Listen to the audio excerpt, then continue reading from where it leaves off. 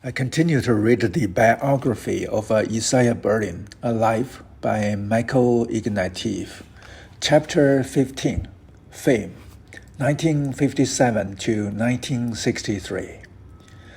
In August 1956, Ellen and her three boys, together with Isaiah, booked into the Pension Argentina in Paraguay, a small village of shops, guest houses, and trattorie around a sandy cove a mile from Portofino on Italy's Ligurian coast.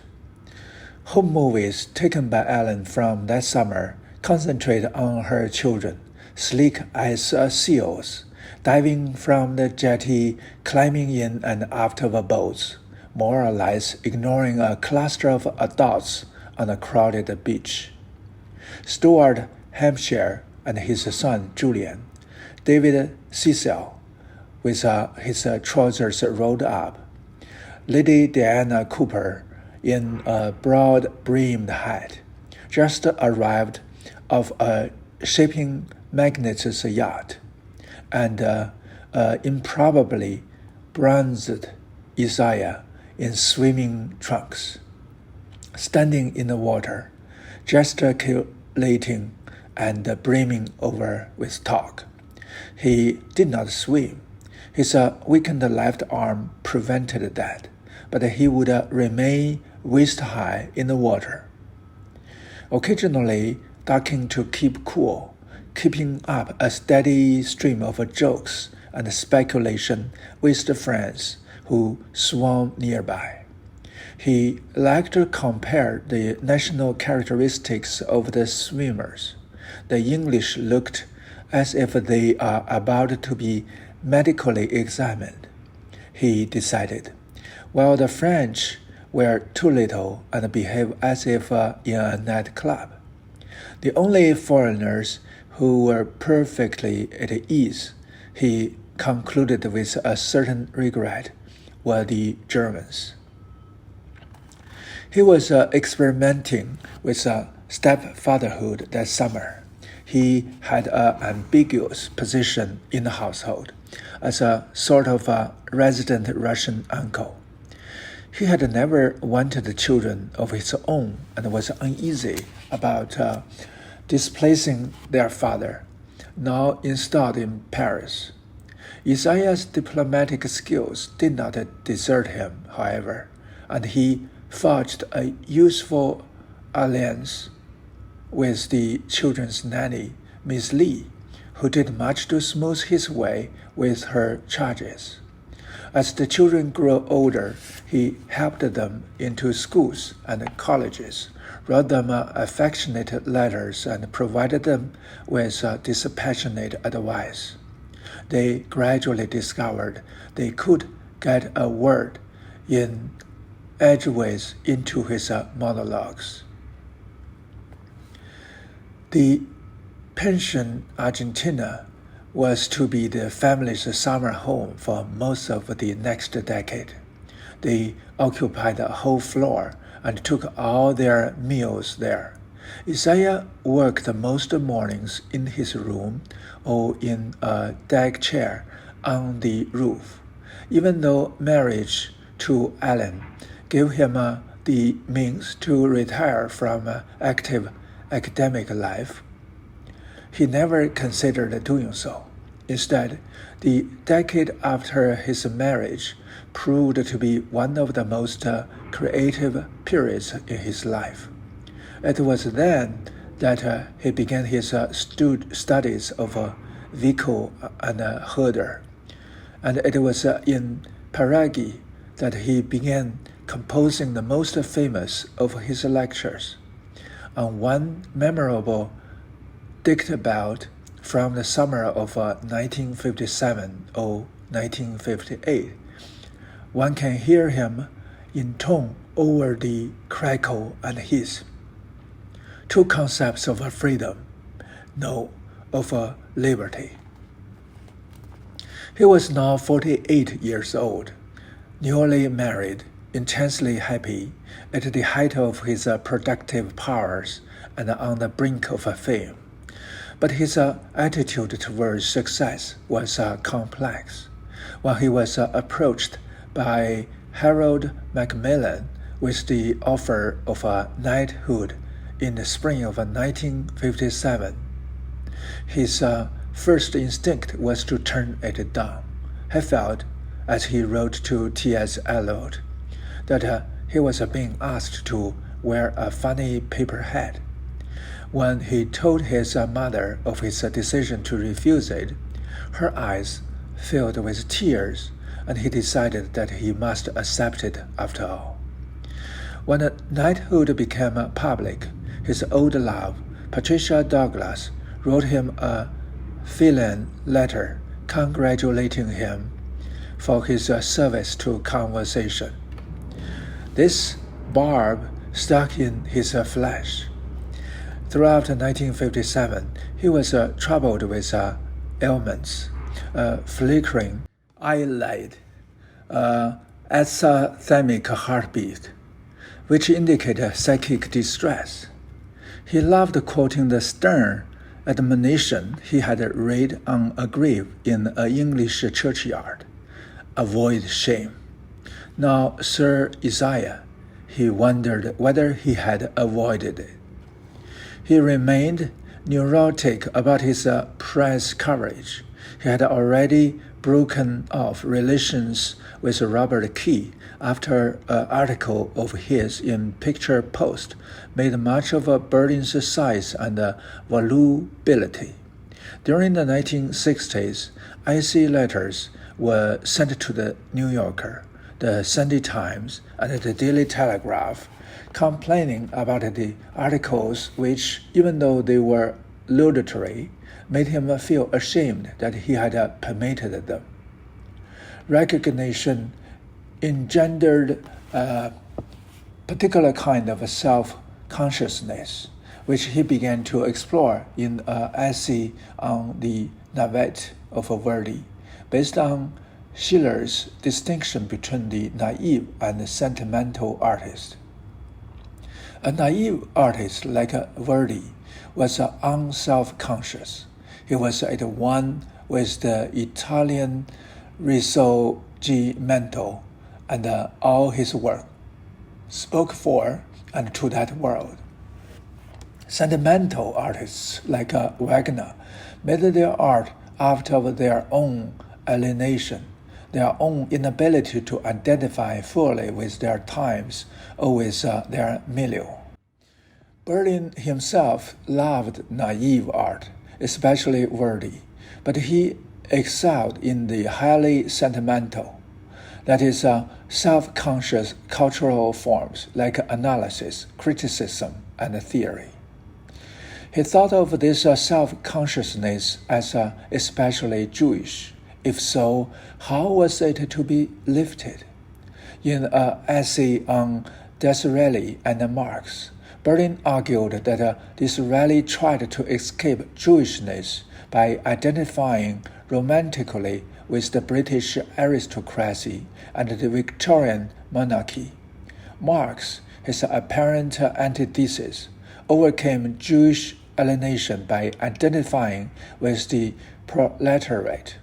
Both classes, the aristocracy and the proletariat, were free of middle-class snobbery and self-consciousness.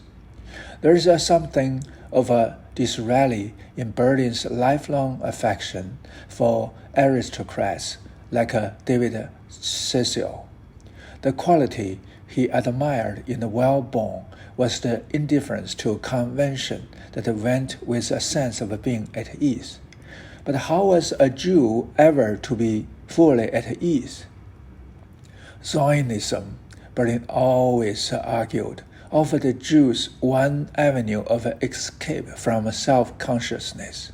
It promised them a land where they could be themselves, safe among their own, no longer required to fit in, to pass, to accommodate and please anyone but their own. He made the case for Zionism, but he knew that he could never be fully at home in Israel. So where did that leave him? Marriage certainly helped. He was no longer a sexual or social outsider. Ellen had given him ultimate belonging, and with it came that sense of being at home with himself, which his friends remarked upon after his marriage. But his intellectual life itself played a part.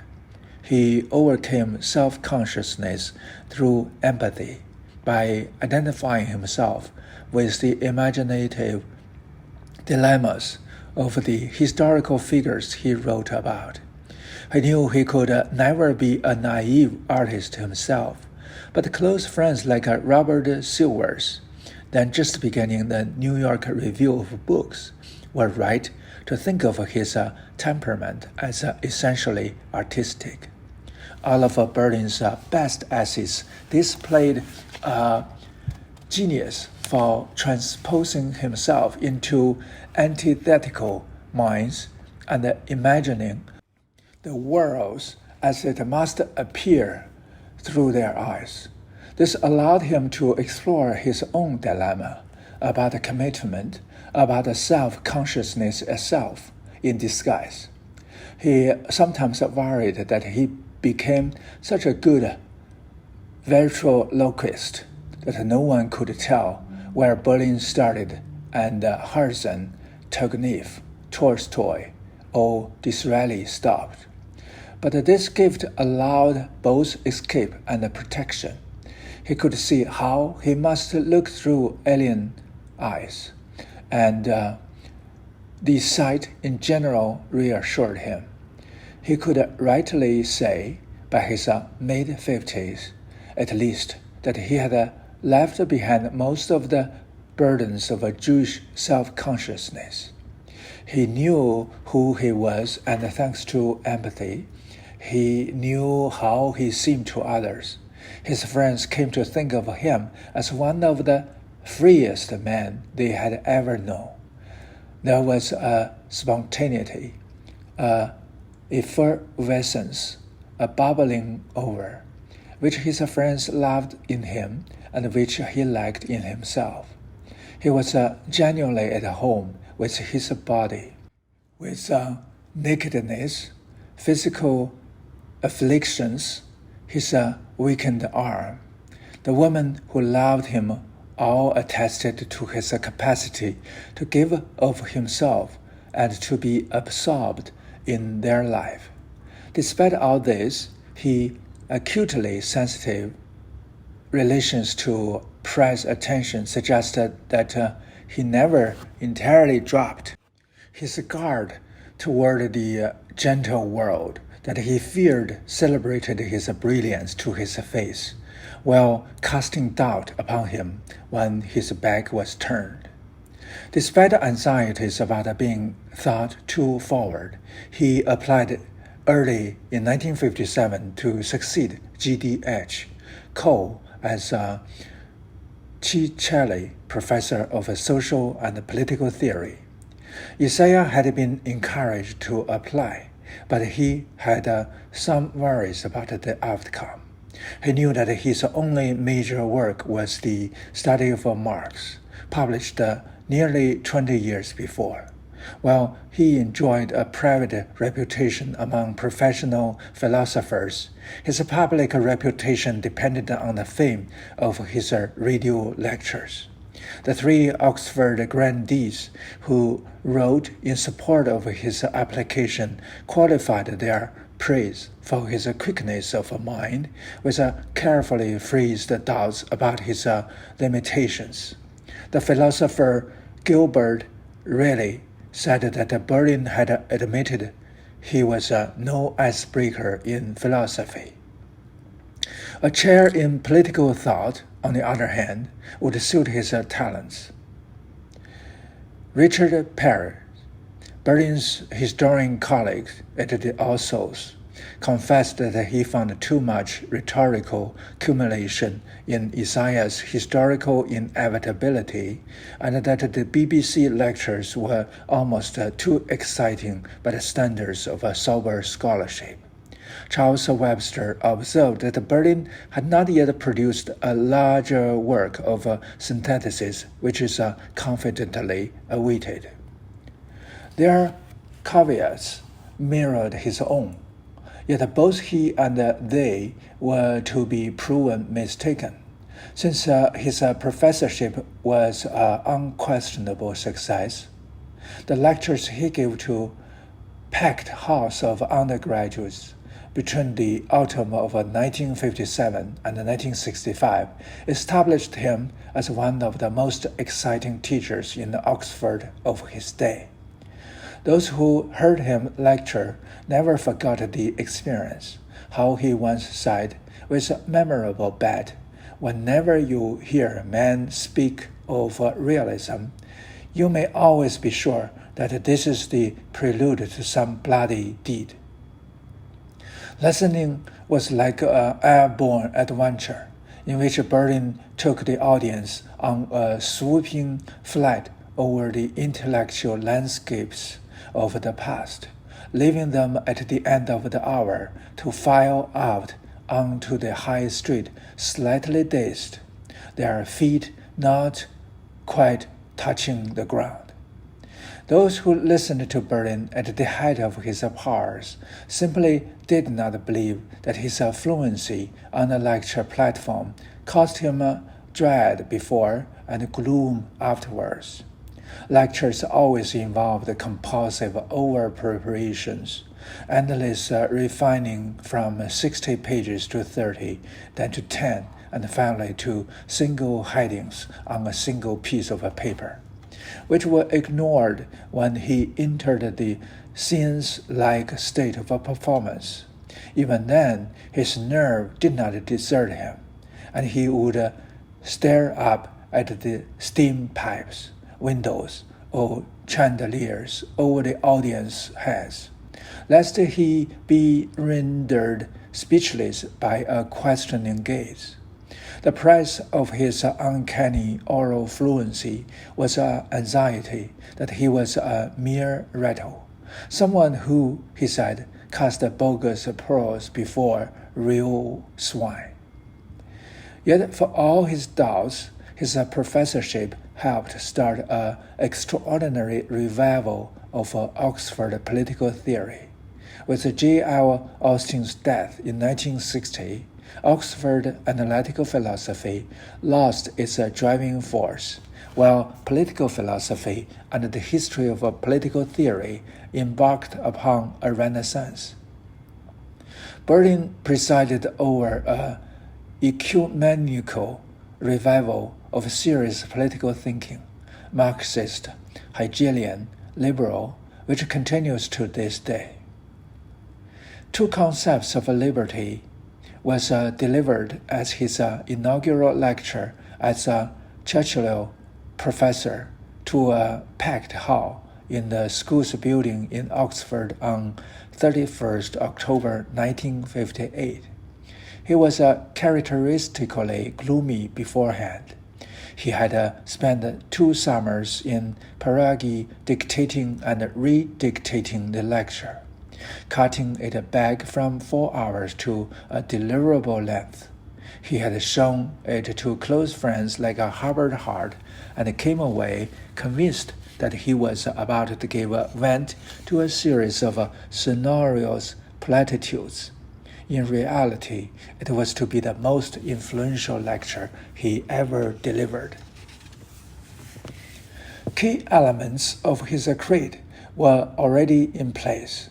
The inaugural lecture offered him the chance to bring them together into a single coherent statement.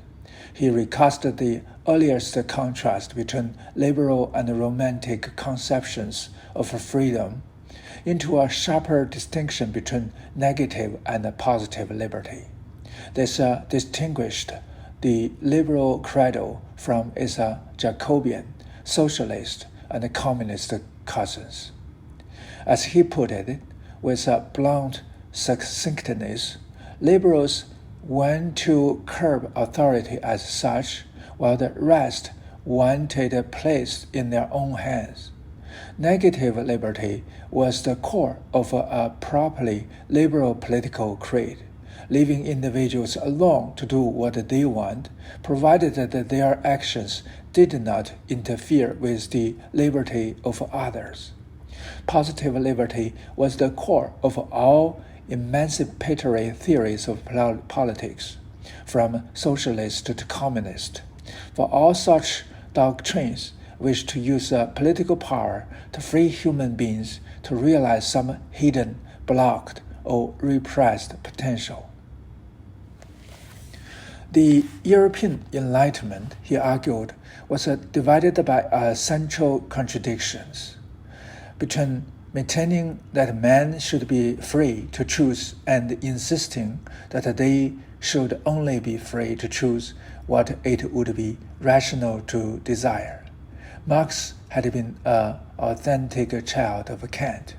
The socialist utopia was intended to emancipate the individual and make possible the self-direction that Kant had defended as the essence of a rational life. But the result had been a communist tyranny built conceptually on the doctrine of a false consciousness, the idea that man might be so alienated by bourgeois conditions from their true needs and true selves that they would have to be re-educated by the state and forced to be free. This was the strange reversal to which the doctrine of a positive liberty, freedom too, was fatally prone, to begin with the ideal of freedom as self-mastery and to end with the dictatorship of the proletariat and Stalin's engineers of human souls. Let's stop here as it gets into analytical part. We will talk about this next time.